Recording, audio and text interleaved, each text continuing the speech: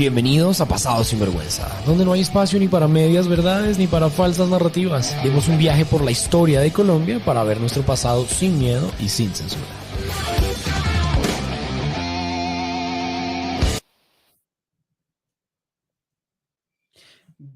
Bienvenidos a Pasado sin Vergüenza, bienvenido Juan Pablo y bienvenida a nuestra querida audiencia a un episodio más de este programa dedicado a la divulgación de la historia de Colombia. Nico, un saludo para ti, para todas las personas que nos ven y nos escuchan. Una vez más, un placer estar aquí contigo hablando de la historia de nuestro país que tanto se desconoce, pero que también nos hace saberla.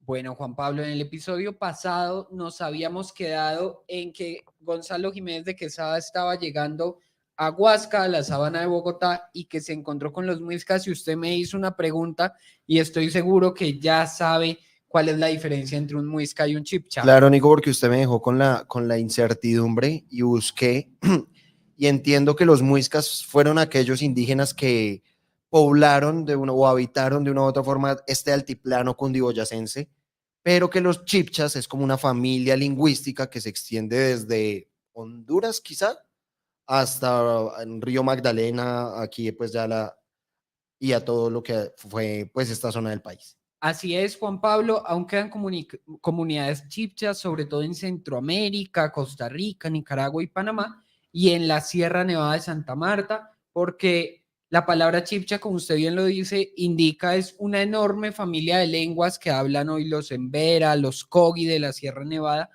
pero hoy le dedicamos nuestro programa de Pasado sin Vergüenza a los muiscas y lo invitamos a no perdérselo. Bueno, Nico, continuemos porque a mí sí o sea, ya que entramos en el tema, a mí sí me gustaría saber, pues con esa llegada de Gonzalo Jiménez de Quesada, ¿qué encontró? ¿Qué vio acá?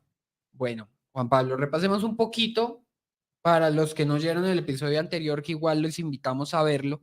Muy bueno. Que Gonzalo Jiménez de Quesada venía de una travesía muy difícil por el Magdalena y al llegar a Barrancabermeja decide comenzar a subir lo que se llama la Cordillera de los Cobardes, que ya veremos en otro capítulo mucho más adelante de Pasado sin Vergüenza por qué recibe ese nombre. ¿Y es en dónde, Nico? Eso es en Santander. Ok.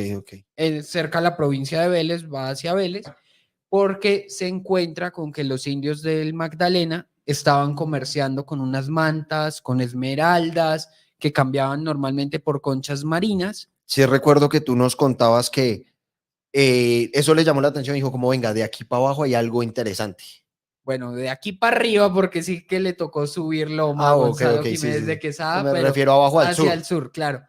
Pero Gonzalo Jiménez de Quesada además estaba buscando esa legendaria ciudad de El Dorado y los españoles tenían esa obsesión con las ciudades de oro. Y persiguiendo El Dorado. Y persiguiendo El Dorado, Gonzalo Jiménez de Quesada. Como los Nule. Estaban persiguiendo El Dorado y se la robaron. Claro que sí. Por eso nuestro aeropuerto se llama como se llama, porque Gonzalo Jiménez de Luis Quesada. Carlos Galán.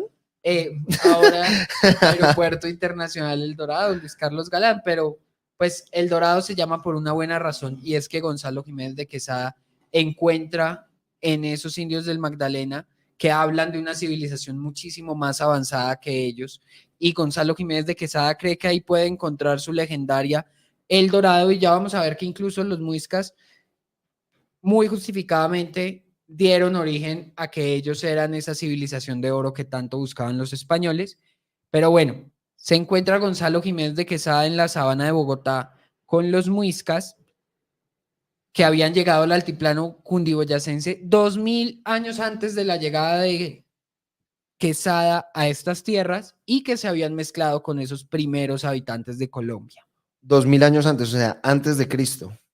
2000 años antes, efectivamente, llegan al altiplano en el 500 antes de Cristo y se encuentran con esos primero cazadores y recolectores y luego agricultores primitivos que llevaban habitando Colombia desde hace 18.000 años.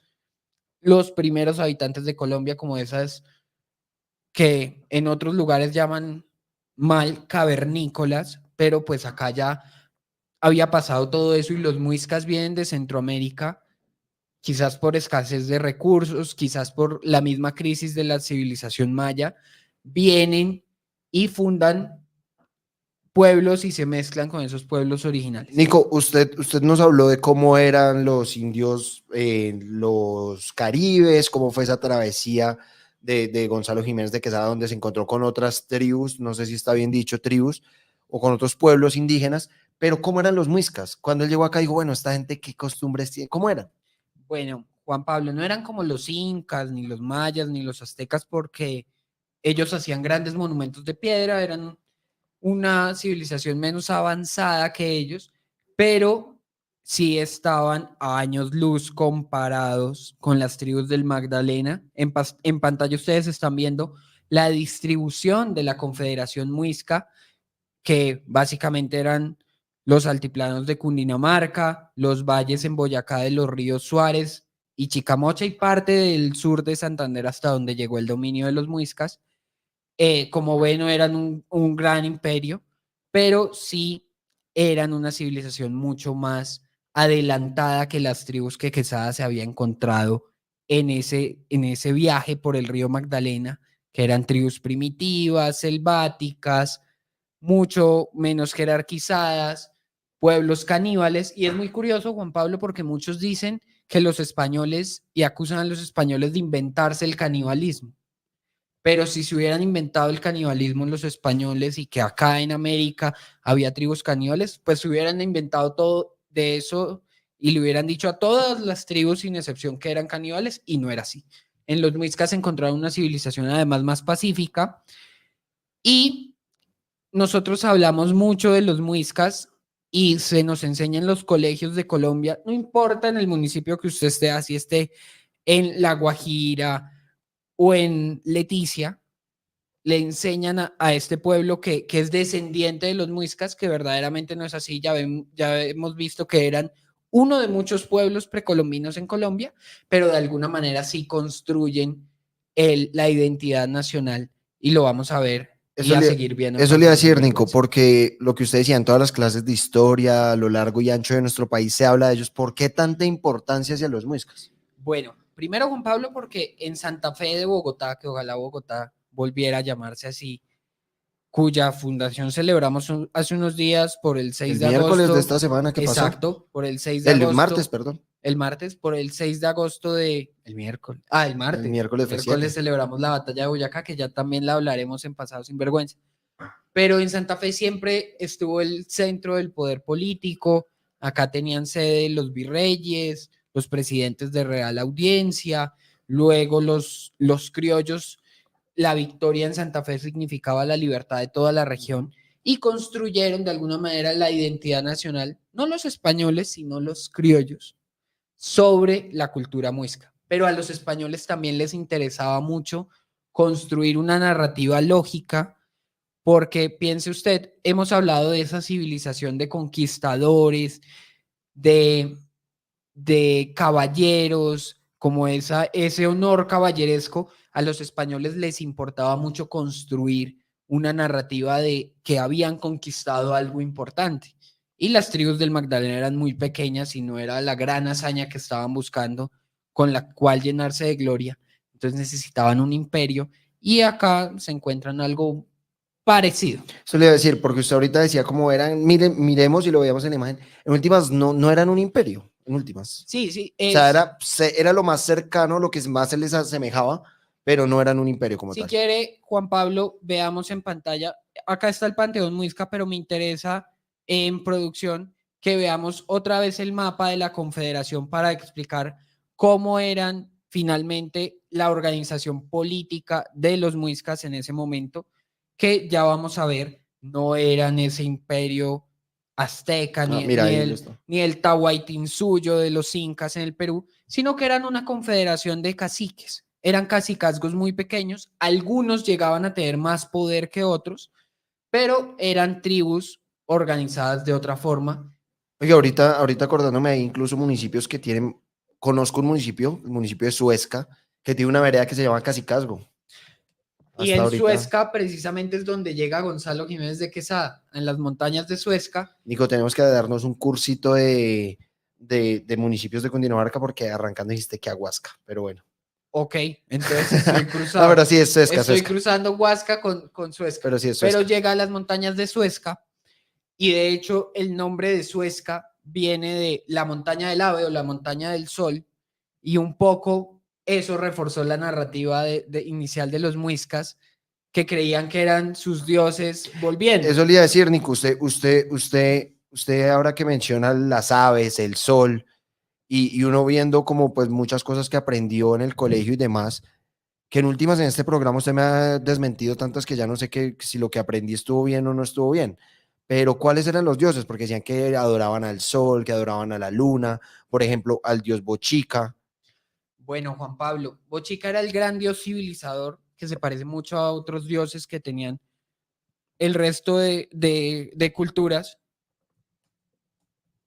pero los muiscas creían en un panteón de dioses bastante amplio, sobre todo alrededor de lo natural. Para ellos era muy importante el orden cósmico y creían que sus dioses de alguna manera eran arquitectos de ese orden cósmico.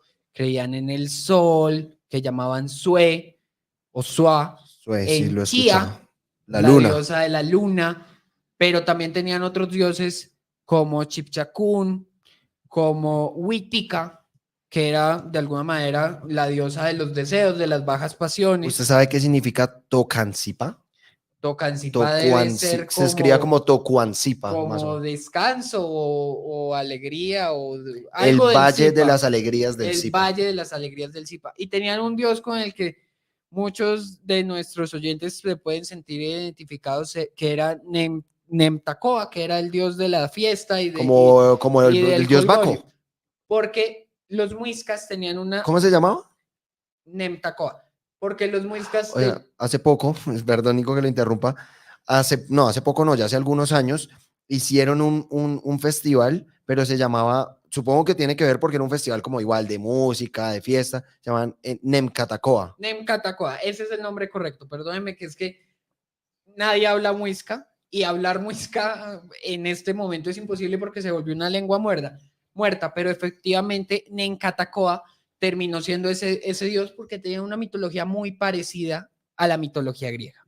Okay. Y la relación que tenían con los dioses era muy parecida, no era una relación como la que podemos tener hoy con las deidades, con Dios, que era lejano, sino que eran dioses que interactuaban con los humanos. Okay. Incluso que los humanos podían vencer, enfrentar.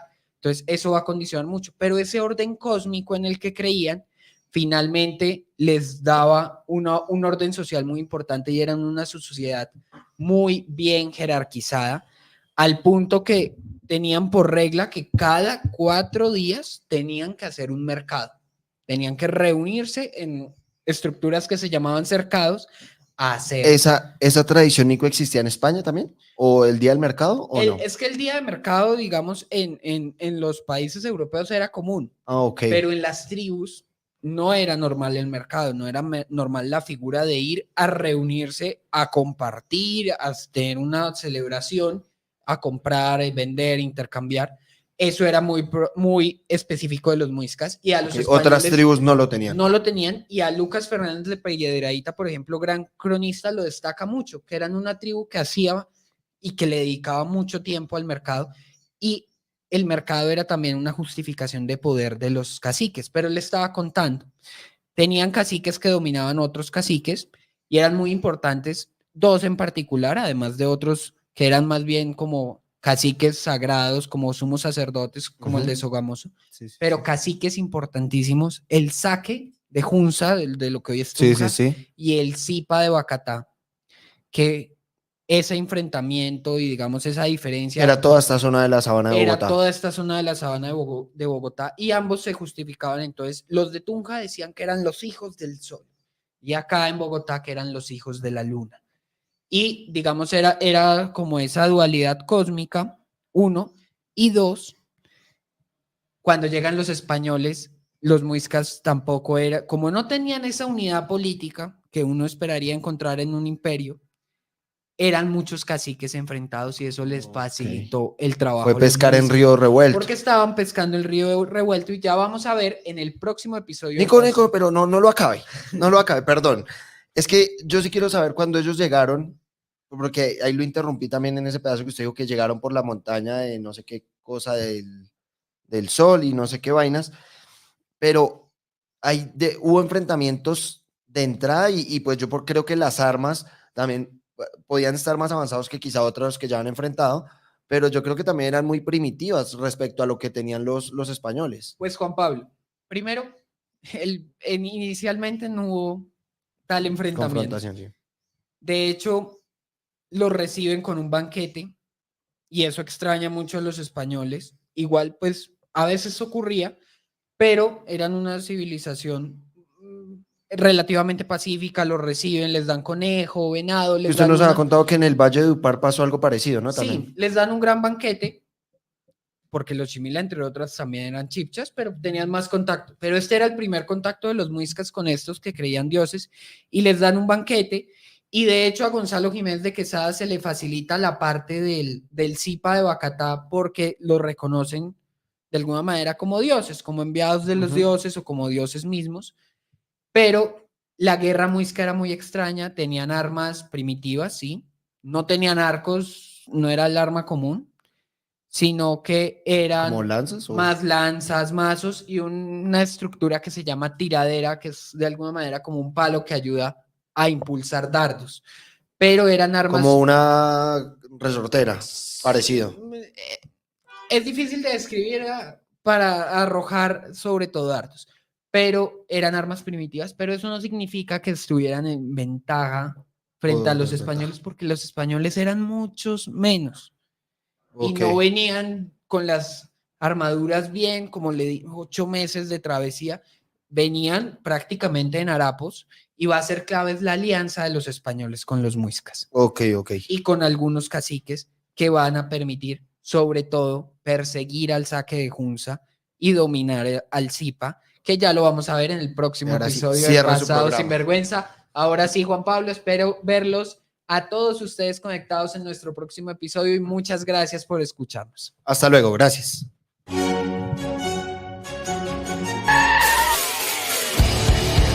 Bienvenidos a Pasado Sinvergüenza, donde no hay espacio ni para medias verdades ni para falsas narrativas. Demos un viaje por la historia de Colombia para ver nuestro pasado sin miedo y sin censura.